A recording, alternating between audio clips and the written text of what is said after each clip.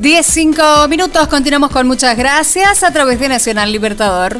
Efectivamente, y vamos a conversar con un profesor universitario, con un escritor, con un pensador, con un hacedor de radio, pero ¿sabe qué? Le tengo que confesar seriamente, además, ¿con quién? Con un amigo, Marcos Pérez Linares. ¿Cómo te va, Marcos? Muy bien, buenos días a toda la audiencia y a muchas gracias. Bueno, ¿cómo andan ustedes? ¿Todo bien? Bien. Y esperando, la semana pasada nos trajiste la historia del manzano que no era un manzano y que nunca había descansado don San Martín en el manzano. Así que ahora queremos seguir develando las incógnitas de la historia. Y para eso incógnitas de la historia. Quienes viajan desde Mendoza hacia el sur a los 80 kilómetros encuentran Tunuyán. Sí. La primer calle a mano derecha es Melchor Villanueva, que a los 2 kilómetros se corta, muere, en otra calle cuyo nombre es Francisco Delgado. No es una novedad afirmar que en los tiempos contemporáneos de los patriotas, los nombres de las calles eran las de los propietarios de las tierras que tales calles recorrían. Claro. En efecto, Francisco Delgado, según consta en el testamento de su padre, Mateo Delgado, originario de Tucumán, quien se había radicado en Mendoza con un capital de 6 carretas. El testamento es de 1798. Le dejó en herencia a su hijo, Francisco Delgado, la estancia del Totoral, de una extensión de 6.300 hectáreas. Parece que le había ido bien con las 6 carretas. Claro. Sí, ¿no? Un hombre de transportar mucho. Exacto. Juan Francisco Delgado, casado con María Josefa Álvarez, madrina de Merceditas, tuvieron 9 hijos, entre los cuales estaba Dolores Delgado, quien se va a casar con Melchor Villanueva. Entre 1839 y 1855, después de varios desacuerdos por herencia, división de bienes, la estancia del Totoral quedó en propiedad de Melchor Villanueva. Tal vez eso explica por qué la esquina de Francisco Delgado y Melchor Villanueva nombra 2 calles diferentes, como si suegro y yerno siguieran disputando la herencia. Melchor Villanueva y Dolores Delgado tuvieron varios hijos. Sara, que se casó con Pedro Melitón Arroyo, hijo, y heredó casi todo San Carlos, Samuel, Jorge, Abel y por supuesto el Jeremías de Springfield de Tunuyán, Elías Villanueva. Tal vez los vecinos de Villanueva ahí en Guaymallén lo ignoren, pero Elías Villanueva fue el célebre gobernador mendocino, claro, que consiguió en 1876 firmar un contrato con la Municipalidad de Mendoza por el cual obtuvo el privilegio para construir y explotar un matadero público con beneficio exclusivo para él por 10 años. Elías Villanueva obtiene por ley provincial que se extienda la jurisdicción de la ciudad capital a 1 legua, únicamente para el ramo matadero, tal como fue publicado en el periódico El Constitucional el 10 de octubre de 1876. 6 días después de este movimiento magistral, una especie de rabona política, Elías Villanueva fue gobernador por un mes de manera interina. Luego sería gobernador por segunda vez entre 1878 y 1881, y entre esos años convenció a su tío Benigno Villanueva para donar unas hectáreas de sus tierras, generoso con tierra ajena recibida de arriba, claro, para que se forme lo que hoy conocemos como el departamento de Tunuyán. Este es el motivo por el cual quienes vivimos en Tunuyán celebramos el aniversario cada 25 de noviembre en honor al decreto que firmó Elías Villanueva en 1880 para separar en 2 la jurisdicción de la comisaría de Tupungato. A mí me llama la atención que celebremos este tipo de decretos y no los beneficios como el del matadero público, porque me parece a mí que ahí es donde se encuentra el espíritu innovador y meritocrático que tanto se promueve en nuestra provincia. Ilustro este argumento con 3 ejemplos. A ver. Ejemplo 1.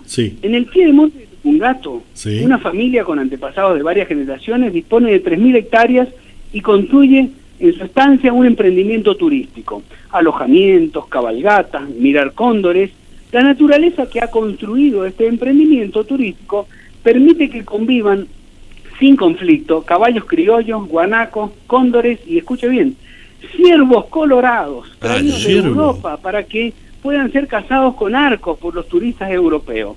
Es decir, contradiciendo el convenio sobre diversidad biológica, ley 24375 del año 94, la Ley Nacional de Protección y Conservación de Fauna Silvestre y la Ley de Áreas Naturales Protegidas, la institución que debe cuidar la biodiversidad autoriza la implantación de ciervos colorados, especie exótica, para que puedan ser cazados por turistas.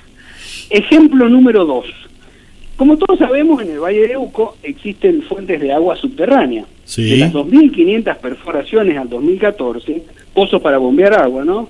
Entre 1901 y 1970 se ejecutaron 1.000 perforaciones. Entre 1970 y 1980 se hicieron 700 y otras 700 entre 1980 al 2014. La ley de aguas, todos saben que es de 1884, tuvo estatus constitucional en 1916, pero recién en 1974 se reguló los permisos de perforación hasta que en 2011 prohibieron la entrega de nuevos permisos. Pero en 2012, con el fin de flexibilizar esta decisión, se realizó un balance hídrico que desembocó en una resolución de 2013 que reglamenta un procedimiento para cerrar un pozo registrado y reemplazarlo por una nueva perforación. El argumento de irrigación es que las viejas perforaciones en desuso podrían contaminar las napas. Dicho de otra manera, las nuevas perforaciones vendrían a garantizar la sustentabilidad del recurso hídrico. Ejemplo número 3. El proyecto Cerro Punta Negra, presentado como algo largamente esperado. ¿Usted se imagina un loteo con un embalse que se congela para que se pueda patinar sobre hielo en el Portillo? Hacer una usina, complejo con departamento de 3 pisos con pileta. Actualmente los 3 intendentes del Valle de Uco y la Cámara de Comercio están evaluando la viabilidad del proyecto de urbanización Punta Negra. Probablemente el paso de San Martín por el Portillo debamos llamarlo el paso de Junco, urbanizando el Portillo. En síntesis, lo propongo para pensar, porque si en vez de celebrar el fallecimiento de nuestros próceres o el primer grito de libertad, celebramos los beneficios de excepción, otra sería la historia de nuestra provincia. Muchas gracias. Muchas gracias, Marco. Muchas gracias. No vamos a completar mucho la historia porque está muy bien contada, muy bien narrada, pero sí estos permisos extraordinarios, recordemos, de irrigación, fueron los que propiciaron que se separara de su cargo quien fuera superintendente general de irrigación, Frigerio, y luego Villalón, ¿no? En una gestión que fue absolutamente criticada. Sí, El criticada. último ejemplo, googleé proyecto Cerro Punta Negra, no lo va a poder creer. Claro.